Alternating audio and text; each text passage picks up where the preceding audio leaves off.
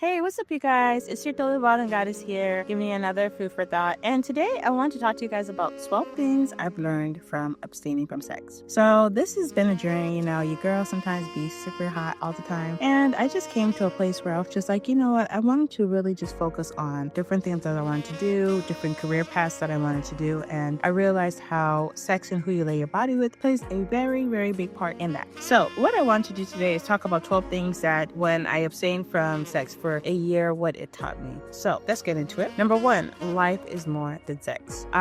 This is a big thing because a lot of times we let our sexual energy cause us to be in relationships we shouldn't be in. Just makes us to always be thinking about sex, and our mind is just literally thinking about it all the time, and we're not thinking about our goals, where we want to be in life, different things that we wanted to do. I wanted to talk to you guys about how I realized that this life is more than sex. I have dreams, I have goals, I have things that I want to do, and that I should focus on those things and let the same amount of energy that I'm spending to think about all these things be what is going to be what I think about for other things, right? Like careers, goals, what I want to do. Two, that same energy that you use to have a quickie or to masturbate or do anything like that is the same energy that you could take to work out, you could take to write out your goals, do that task that you said you wanted to do, clean up that garage you said you wanted to clean up. Use that energy, burst out that energy onto the tasks that you were supposed to do that you procrastinated about. This has really been a game changer in using my energy for that, and really what they call it, like transmuting the energy. Because a lot of times, like I said, when we are full of energy and we're not able to sleep because we're full of energy, we would end up going to websites and things like that, or people, and giving our full energy to that person. And we wonder why that person is able to take off. That person feels better. The person wakes up in the morning and they're able to accomplish more than they usually would. It's because you literally gave them that vitality, that power to do it, rather than to put it in your work, in your craft. Many times at night, I would wake up and I would start drafting things. I would start drafting mission statements, where I want to be, what I want to do, what are the tasks that I need to do for next week. And because I would do that, I realized I ended up getting further in my goals faster. I got to my goals real faster because of that. So that was one thing. Another thing is that when you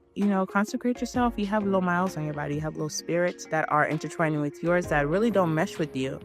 So many times we are mixing with people that have bad energies, that are depressed, that are sickly internally. Maybe they just didn't tell you. Sometimes they're dealing with a lot of stuff emotionally, and we end up mixing with them, and then we wonder why we feel depressed. We wonder why we have started procrastinating about things, and it's because you literally mixed with their spirit that was procrastinating. That's why they haven't been getting to places, and you've been getting to places. So a lot of times you end up mixing yourself with somebody or with spirits, and then it ends up detouring you on your goals, and you now have to figure out how to fight these demons. Another thing, your body's not compromised. A lot of people have different diseases, different issues and ailments, and they won't tell you a lot of times. As working in the nursing field, I see that a lot. And so it just made me to be like, you don't want to have to, instead of you to be thinking about how you're going to accomplish your goals, how you're going to be where you want to be in life, you're busy trying to target an illness. You're busy trying to get rid of an illness, a disease. That's like the worst. Now your whole life is in shambles. So your body's not compromised. Another thing is that you're not moved by certain rushes to do things. You see an outfit at the store. Oh, let me just go buy it because I'm not going to have it. Like that urge of feeling that, because that sudden urge is the same sudden urge you get of being horny, a sudden urge of just wanting to go and do something. And so when you're in that moment of heat and you decide to say, okay, let me sit my behind down. Let me think for a minute. Let me not call that plug, let me not call that booty call. Let me just sit here and just relax for a second. It helps you not to be moved by sudden urges to buy that shoe, sudden urges to flex on somebody and to get something you can afford. You actually think more through things rather than just going with impulses that you feel. You're not leading by emotion. You're leading now by what's logical. I know I'm hot right now, but am I going to let all this work that I've done, I'm not having sex for 3, 4 months, 5 months, go down the drain just to call somebody who really isn't doing the life work that I'm doing, who really doesn't even deserve my body, doesn't deserve my energy? It helps you to be more mindful. Yeah, that was one. Another one is that I'm not emotionally drained. That is another big thing, because a lot of times we are with people who are draining. They have a lot of drama. They have a lot of frustration. They have a a lot of neediness with them. They don't know who they are. And so in you being with them, they are, where are you, babe? What's going on? Why are you not answering my call? Man, why is she stressing me? And you end up having more stress in your life, and you're not able to do the things you need to do in the day because you're pissed off, because the person done made you mad. They upset you. So that is something also that in staying away from that for a while, it also helped me to have my energy, to be full of energy as I start my day, to not be angry when I start my day, to not have my emotions really pulled by somebody in my life, but also just being mindful of having healthy people that are in my life, that when I do let them into my space, they don't drain me, they don't bring drama into my life, they actually encourage me, they actually uplift me. Another thing is that it helped me to reconnect with my genitals.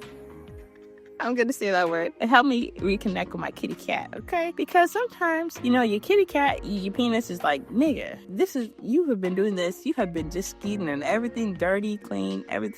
Like, get some control. Even your vagina be like, girl, you don't have many UTIs. Stop, and just stop letting people up in here. A lot of times our body is talking to us, and we don't even care about our menstrual cycle. We don't care about eating the right food before we have our menstrual cycle so that we can actually enjoy our menstrual cycle rather than being angry that it's there, and so it's really important to take time away, because it helps you to reconnect and say, okay, you know what? Hey, you know what? I feel different now. I feel a little different this week, and kind of tune in with your body and be mindful of your body and care about your body. I am more mindful, even more self-care is done. I'll be talking to Princess like, you are so beautiful. You are just so sweet and so juicy and so moisty.